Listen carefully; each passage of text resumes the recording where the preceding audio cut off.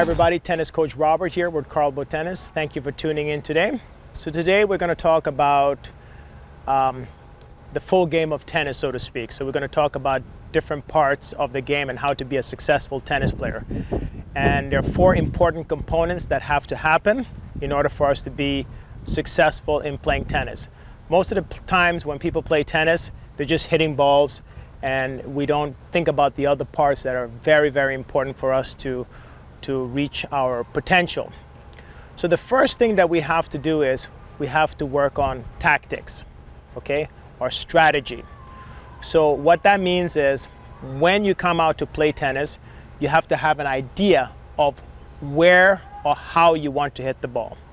Okay, so in this situation here, I have this board and I'll just show it here as an example. So I might be in this position here, and my goal is to hit the ball to this area right here. Okay, so I have to have a plan. I need to know that. That is part of my tactic. So for this particular one, it is going to be consistency. Okay, I have to hit the ball into the court, which is one of the first ones. I have to be able to have direction. I have to hit the ball into this specific area. And also for this one, I have to hit the ball with some depth to make the ball go deep. Okay, so it's not just hitting the ball, it's having a plan. So the plan is when I'm in this position right here, I am going to hit the ball here. And I have made up my mind. So I have now, in order for me to do this, the most 3 basic things for this to happen is the consistency. And first part of consistency is making sure the ball goes over the net. Okay, the second one is to get the ball over and onto the other side. But since I have a plan, I must hit the ball with accuracy, direction, and in this case, depth. Okay, and I can pick any spot on the court and the same things apply. So that's the tactic. So I need to have the tactic in order for the ball to get to this particular spot. So I've planned that. That's the plan. Now, how am I going to do that? How am I going to do that? That's where we get into technique. So I have a technical thing that I have to do to make it go over there. So the technique for me to get the best chance to get the ball there would be to use the angle of the racket to create some height, the swing path to make the ball go there. And this is called, we can call this grip, we can call the rotation, we can call the follow through, we can call the contact point. All those things are technical things that are going to help me and maybe in some cases hurt me from reaching my goal of hitting the ball into that spot. So I take technical tennis lessons to follow through more, to rotate more, to improve my contact point, to take my racket back early and so on in order for me to achieve that technical goal. Okay? Now, after that, we have to concentrate on the footwork part of it.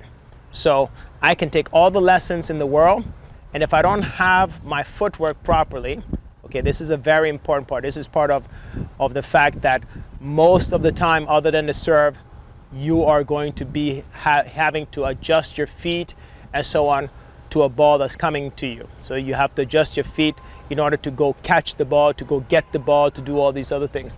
Once you're close enough to it, then you have to adjust in order for the technique to happen, okay? So that is the fitness part of it, okay? I have to have the ability to move from one spot to another spot because the game is dynamic, is moving. So I have to move my feet in order for me to get the best chance to go ahead and hit the ball into that spot. So as an example, many times I reach out like this, and this is because my footwork is not right, and as I'm reaching, it is very difficult for me to follow through properly. Okay, so the reason I'm not able to hit the ball to my spot, I may be able to, but the chances are very low that I'm able to make my spot. It's not because I don't have the right technique. I do have the right technique, but I didn't move my feet to get into the right spot to let all the components happen. So I have to do that. The fourth and final part of this is the mental part. So once I'm able to do it I have to keep doing it over and over to develop the confidence to be able to do it. Okay, so I have to develop the confidence.